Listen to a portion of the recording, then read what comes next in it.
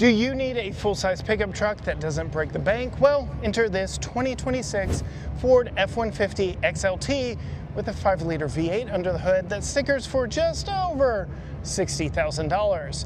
I'm at the Houston Auto Show, and in this video, I'm going to take you on a quick tour.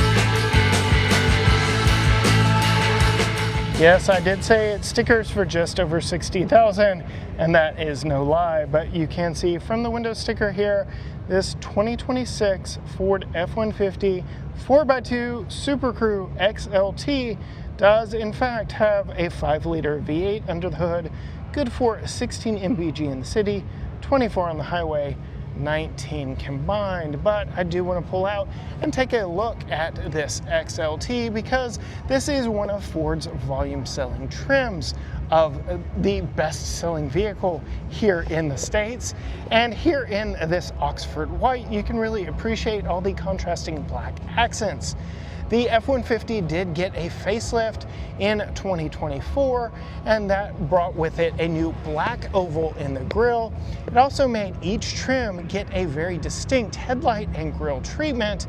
This is the XLT, and over to my left here is the new Lobo trim, which is based off of the STX trim. And yes, you can see it has a very distinct face on it with large 22-inch wheels. But this XLT is just your run-of-the-mill pickup truck. I did say, yes, this was a 4x2, so rear drive, V8, 10-speed automatic, very traditional platform here. No twin-turbo V6 under the hood, just a good old-fashioned V8. As we pull around to the side, much like the glossy black grille, we get glossy black wheels, glossy black accents on the front fender, denoting exactly which trim this is. Pulling in close to the tires, as we take a close look at the wheels and tires, yes, we do have those gloss black 18-inch wheels wrapped in some Hankook Dynapro HT rubber. Sponsored by my friends at Screen Pro Tech. They make the film that goes over top the infotainment screen and digital dash.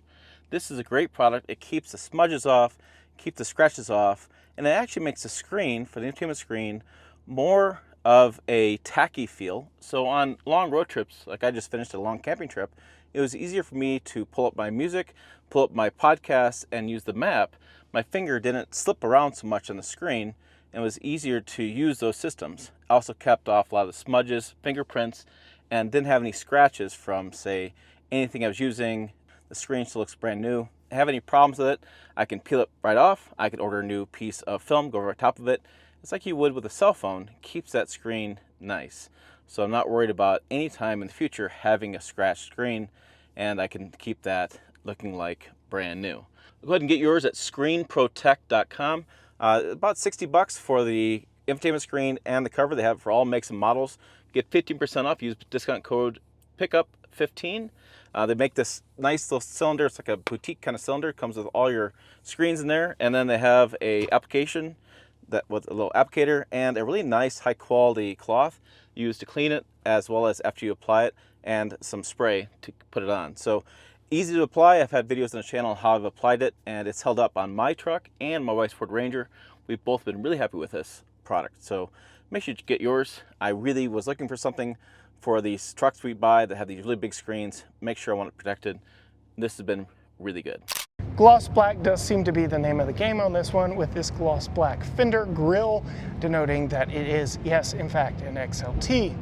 This model also gets Ford's fixed in place running boards underneath. You do see we do have some perimeter lighting here, 360 cameras on this one, so we are definitely not skimping on the technology. Peeking inside over here on the passenger side, there really is a lot to like. Ford has a reputation of being the best-selling vehicle in the States, so they have done a lot to make this very capable for handling a lot of different jobs. I know here in Texas, we really use these as family vehicles, so storage abounds throughout. We even have a secondary glove box right here underneath this latch, which is a very nice option. Keep your stuff out of sight, out of mind. We do have additional storage down low here, storage down there, and a very large center console for additional storage underneath right here.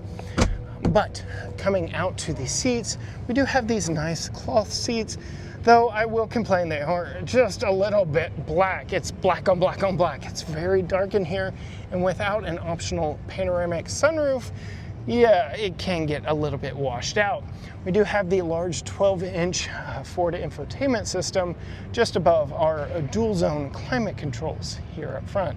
As we take a look at the driver's door, we do have Ford's keyed entry system. So you have your keypad here if you forget your keys, but we also have a keyless entry with passive entry. You can simply touch the back of the door handle with the proximity key close to you and unlock it and lock it by pressing that button right there. Ford is very big on visibility, so we have that cut out right there to give you a great view of your rearview mirror. Just like the passenger door, lots of storage down here, lots of controls for lighting, including those mirror lights I showed you over the passenger side. Lots of lighting going around here, and we do have a power releasing tailgate back in the back.